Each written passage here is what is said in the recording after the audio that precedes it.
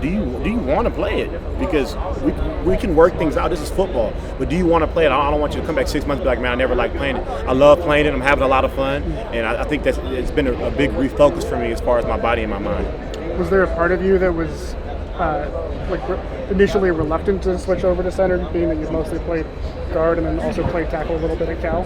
No, I was ready to jump out there. I was, because that was something that I hadn't had the chance to do. That was just one thing, honestly. I think when I was at Cal, the same situation kind of happened. I think he would be a good center. I played it for a spring. All-along coach is actually an assistant at Kansas now when I was at Cal, Angus McClure. And he always said, man, he had to play for one spring, but I was needed elsewhere on the line. And he always said, man, I think you could be a really good center. I think you could have a long way in the league doing it. And Coach Dillingham thought the same thing. So I was ready to jump out there because I know I have a good support group behind me.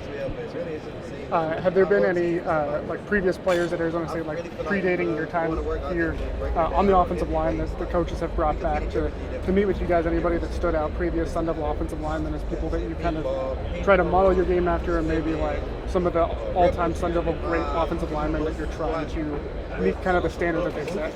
Well, it's funny. We actually have essentially a homework assignment that the homework is always due, and it's Coach Saga says that you get assigned a player, and you have to know essentially any facts about him: name, high school, hometown, where he's from, was he all Pac-12, was it Pac-10 at the time, all those different things. And so we've all been assigned different guys, so you kind of have been able to hear about different guys, but Jamil Douglas has been closest to me, just similar. I'm really close to DJ Foster, so I haven't got to sign him as a player yet, but I'm going to talk to him, engage him on Instagram. He comes out to practices, and I feel like we're kind of similar. I know we kind of even look a little bit similar, low cut. I think we're kind of clean cut guys, so I think we have a lot of similarities, but I've looked to him for a little bit of advice, and it's kind of been either from afar on Instagram or when he comes, being able to have a chance to chop it up with him.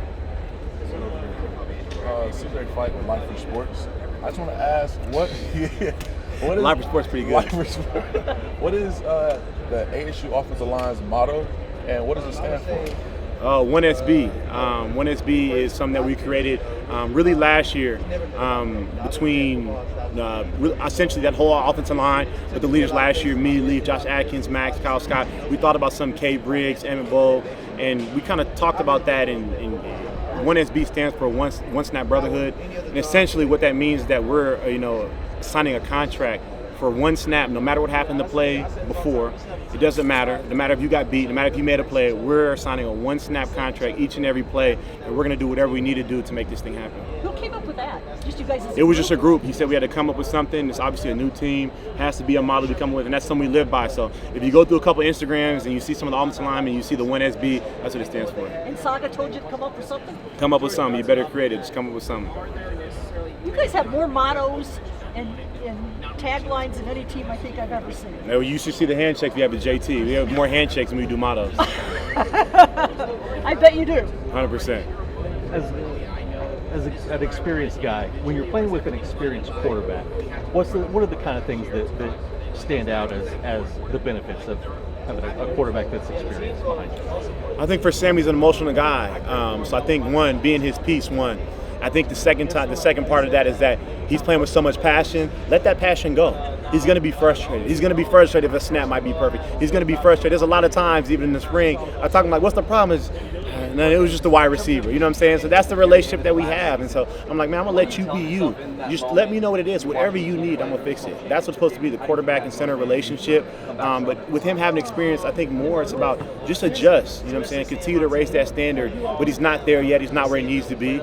Sam is a lot better player than he showed last year. So I'm really excited for him. I think it's really important for him to understand is that he's so hungry within himself, we don't have to remind him. So I'm the guy that keeps him humble. I say he's not that good.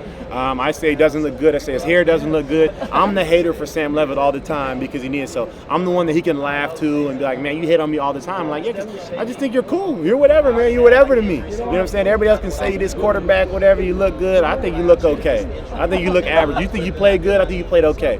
He came and ran into me earlier, full speed, have it on video, trying to run to me with his shoulder. I'm like, but you don't run anybody else over. I have ran somebody else over before. I'm like, I don't think you've ever ran anybody else over. So I don't want to put him in danger. And Coach Roy will probably get mad at me for saying that. But I try to keep him humble. It's a great relationship. Love him to death. Rooming with him over here. It's been a complete blast. So I think he's the best quarterback in the nation. I'm gonna do everything I can to get him that Heisman.